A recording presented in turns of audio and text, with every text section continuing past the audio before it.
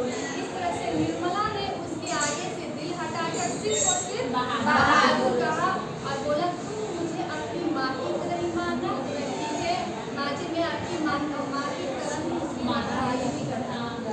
और धीरे धीरे पहले दिन लड़की का नाम वाम लेकर सब लोग खुशी का माहौल कि चलो उसने भी अपने घर में रिलेटिव में सभी जगह बोल दिया के निर्मला मेरे घर में भी नौकर आ गया, अब मेरे घर में मैं भी अब आराम से काम करूँगी, मेरे साथ भी कोई काम करने वाला आ गया। मतलब खुशी अपना इजहार कर रही है। था ना एक बेटा था निर्मला का जिसका नाम था किशोर। किशोर नहीं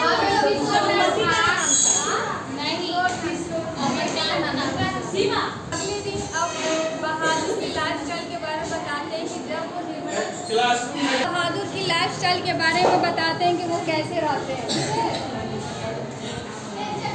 बहादुर सुबह उठते ही जैसे अगली सुबह जब सभी घर के लोग सोए हुए हैं तभी बहादुर उठ जाता है।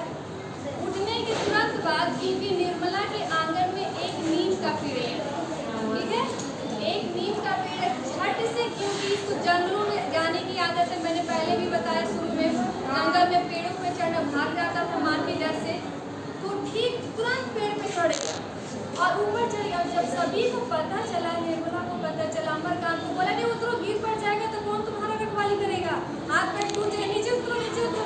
सुनने सुन रहा है, तुरंत बंदर की तरह ऊपर चढ़ गया और वहाँ से दातुन तोड़ के नीचे उतर गया, खुद भी किया और रख दिया। और वहाँ से उसका काम शुरू हो जाता है। सब लेना बाबूजी का कहेंगे अमरकांत को, बाबूजी के सारा इसका काम करे, झाड़ू पोछा, कपड़े इस्त्री करना, घर के जो इन लोगों का जिनके बेटा स्कूल जाएगा उसके कपड़े धुलना, आयरन करना, जूता पॉलिश करना, साइकिल धोना, मतलब हर काम। ऐसा हुआ कि धीरे धीरे सभी घर के मेंबर इस पर आश्रित हो गए, क्योंकि सभी काम ये स्वेच्छा और खुशी खुशी करता था, कूदते कूदते खेलेगा, हंसाते भी रहता था सबको, काम भी करेगा और हंसाते भी रहेगा। बोले तो एकदम जॉली मूड का बच्चा था, ये हंसते खेलते काम करना। हाँ लेकिन एक चीज़ नहीं करता था, किचन में खाना नहीं बनाता था, खाना माँ यानी उनकी निर्मला, बाकी उसके अलावा सारा काम करता।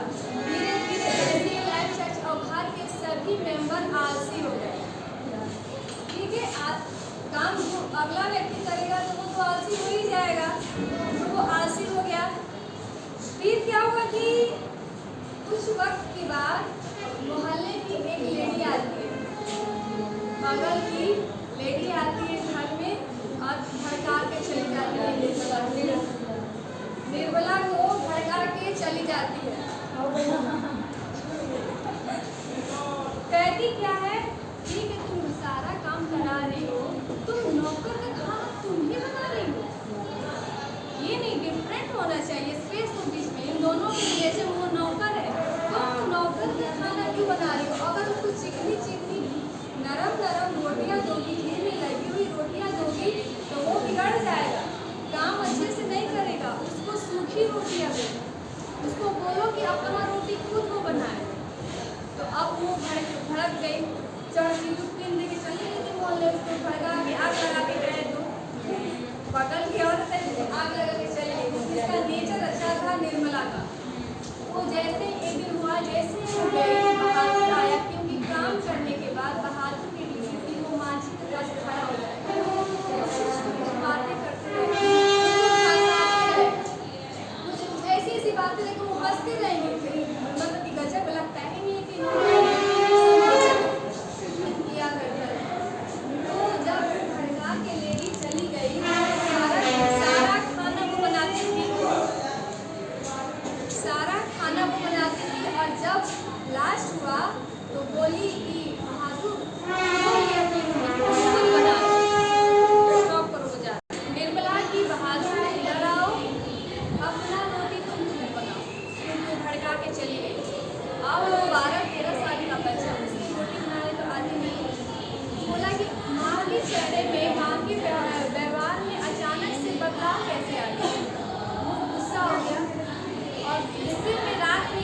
की बात है, गुस्से में ऐसे ही जाके सो गया, कुछ नहीं खाया ना, कुछ भी नहीं खाया, जाके छोटे से बच्चे ने सो गया। लेकिन जैसे ही सुबह हुआ उसको कड़ाके की भूख लग गई, पागलों की तरह वो किचन में आता है सुबह सुबह, वो रोटी रहती वही क्या बोलते हैं, जो आटा रहता है उसी आटे से कैसे आटे फिर से करके रोटी बनाता है, और जो रात की बची हुई सब्जी रहती है उसको लेकर खा लेता है।